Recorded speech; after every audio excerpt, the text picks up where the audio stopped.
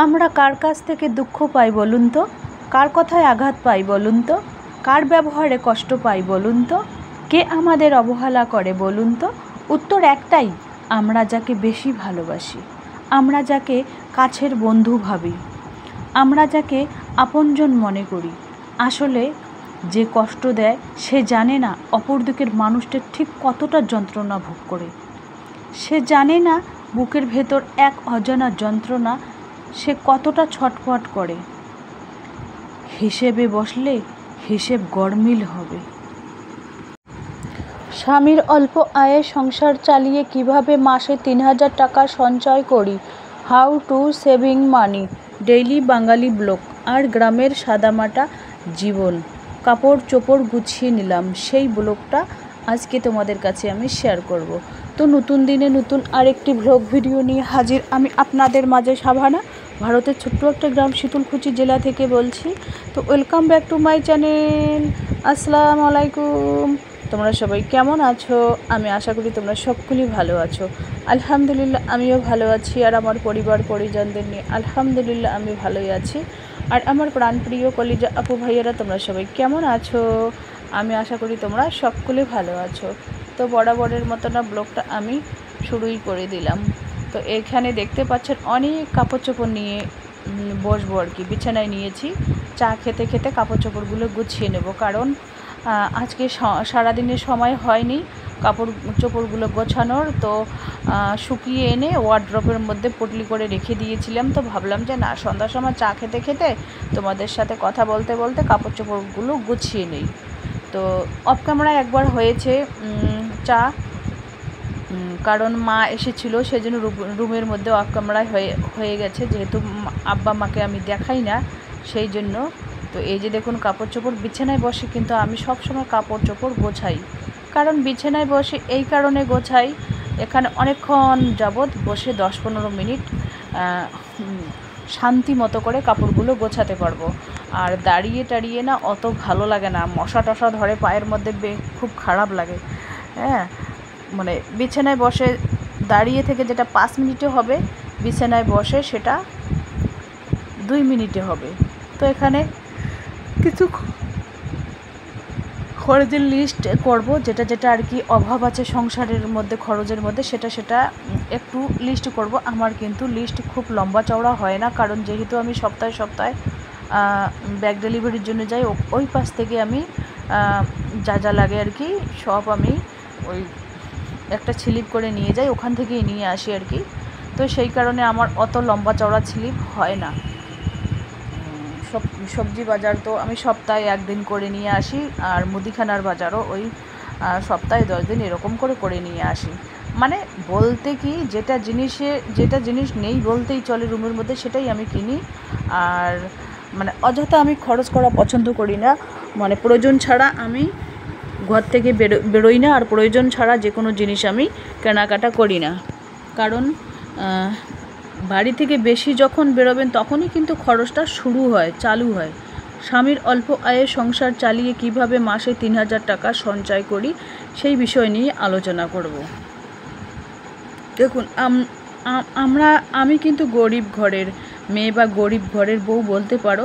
আমার স্বামীর কিন্তু খুব অল্প আয়, সেই জন্য আমি অল্প আয়ে কিভাবে সংসারটা চালিয়ে টাকা ৩,০০০ টাকা সঞ্চয় করি সেই বিষয়ে আলোচনা করব।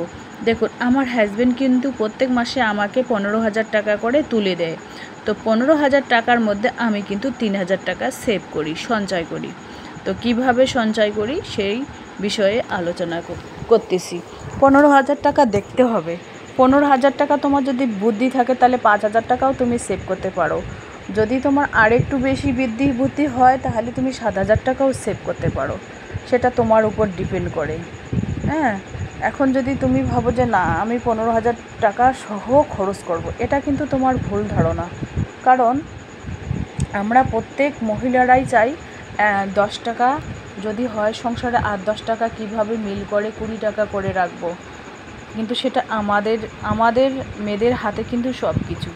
হ্যাঁ, আমরা চাইলেই সব কিছু করতে পারি, কিন্তু না, চাহিদাটা আমার 1 নম্বর, আমাদের চাহিদাটা কম করতে হবে। সংসার খরচ থেকেই কিন্তু আমাদের সঞ্চয়টা করতে হবে।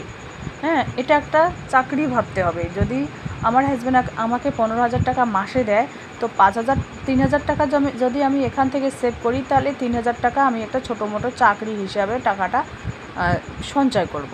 হ্যাঁ, তো খরচটা যেহেতু আমাকেই করতে হয়, হাজব্যান্ড যেহেতু বাসায় থাকে না, প্রবাসে থাকে, সেই জন্য খরচটা আমাকেই চালিয়ে নিতে হয়। খরচটা যদি আমি চালিয়ে নেই, তাহলে কিন্তু ওই সংসার খরচ থেকেই আমাকে কিন্তু ওই 3,000 টাকা সেভ করতে হবে। কারণ কেউ এসে তোমাকে বলবে না যে তুমি 2,000 টাকা এখান থেকে সেভ করো আর 5,000 টাকা সেভ করো। সেটা বুদ্ধিটা তোমাকেই খাটাতে হবে।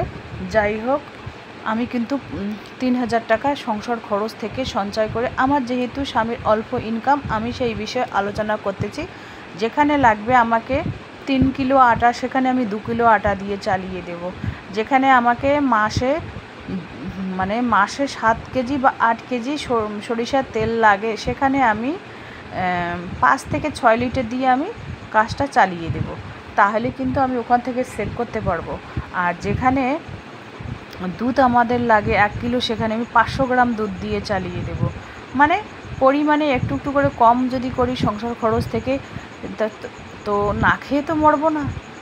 একটু কষ্ট হোক, কিন্তু টাকা সঞ্চয় করাটা হচ্ছে কোনো কঠিন ব্যাপার না। সবথেকে সহজ ব্যাপার হচ্ছে টাকা সঞ্চয় করা সংসার খরচ থেকে। কিন্তু বুদ্ধিটা খাটাতে হবে। বুদ্ধিটা খাটাতে পারলে শ্বশুর বাড়িতেও সংসার করে খাওয়া যায়। আর যদি বুদ্ধি না থাকে, তাহলে বাপের বাড়িতেও সংসার করে খাওয়া মুশকিল হয়ে দাঁড়ায়। এটাই হচ্ছে প্র্যাকটিক্যালি বাস্তবে সেটাই কিন্তু আমি তুলে ধরি। হ্যাঁ, তোমরাও চাইলে আমার মতো করে 3,000 টাকা সঞ্চয় করতে পারো। 3,000 টাকা, 15,000 টাকার মধ্যে 3,000 টাকা সঞ্চয় করা বিশাল ব্যাপার। 3,000 টাকায় তোমরা বলবে যে গাড়ি হবে না, বাড়ি হবে, কিচ্ছু হবে না। সেটা আমি ভালোভাবেই জানি, কিচ্ছু হবে না জেনেও কিন্তু আমি সঞ্চয় করতেছি। বেশি মোটা ধরনের জিনিস যদি করতেও নাও পারি, ছোটো মোটো তো সব পূরণ করতে পারবো। এটাই তো।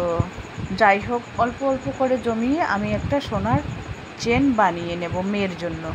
তো এইভাবে সঞ্চয় করে কিন্তু আমি বানাতে পারবো। আর যদি সঞ্চয় করতে না পারি, তাহলে সোনার চেন কেন, রূপার চেনও করতে পারবো না। এটাই তো। যাই হোক, এই কাপড় চোপড়গুলো গুছিয়ে আমি এই লাল রেকের মধ্যে রেখে দেব। আর টাকা হচ্ছে একটা এমনই জিনিস, টাকার কাছে সবাই হার মানে। তো সবচেয়ে আমরা 1 নম্বর পয়েন্টে আসবো, টাকা। কিভাবে টাকা ইনকাম করব, কিভাবে সেটাকে সঞ্চয় করে রাখবো। আমরা প্রত্যেক গৃহিণীরাই কিন্তু সংসার সামলি কিছু না কিছু ইনকাম করতে পারি, কিন্তু সেটা নিজেকেই করতে হবে। আমরা যদি নিজেকেই সেটা করতে না পারি, তাহলে কিন্তু কিছুই করা যাবে না। নিজের মনটাকে স্থির করতে হবে, ঠিক করতে হবে, তাহলে কিন্তু পৃথিবীতে সব কিছু সহজ মনে হবে। সবসময় নিজেকে সহজ করে নাও, তাহলে কিন্তু পৃথিবীটাকেও সহজ মনে হবে। যে নিজেকে ভালোবাসতে জানে, সে অপরকেও ভালোবাসতে জানে। যে নিজেই খেতে ভালোবাসে, সে অপরকেও খাওয়াতে ভালোবাসে।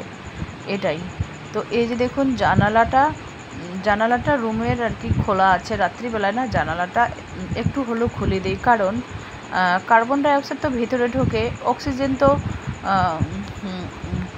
নিতে হবে, সেই জন্য আর কি জানালাটা খুলে দিই।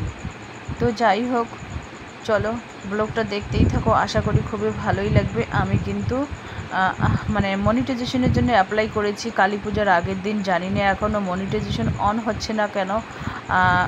ছেলে বলে কি রিভিউতে গেছে তোমার, যেহেতু আমার অনেকগুলো ভিডিও দেখতে নাকি টাইম লাগে ইউটিউবের, তো সেই জন্যই আর কি এখনও আমি কারো কাছ থেকে জেনে নেব যে কতদিন লাগবে। এই যে দেখুন, ডিমের পাতা এখানে। এইভাবে অল্প পুঁজিতে তোমরাও চাইলে ডিমের ব্যবসা বা ব্যাগের ব্যবসা বা সেলাই করে কিছু না কিছু ইনকাম করতে পারো।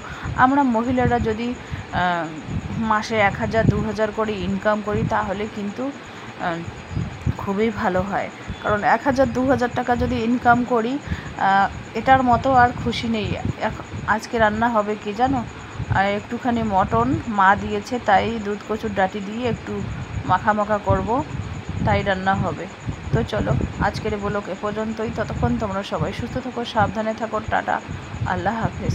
আর আমরা সব সময় তেল কিন্তু বেশি খাই না আর কমও খাই না, মিডিয়াম সাইজের তেল খাই।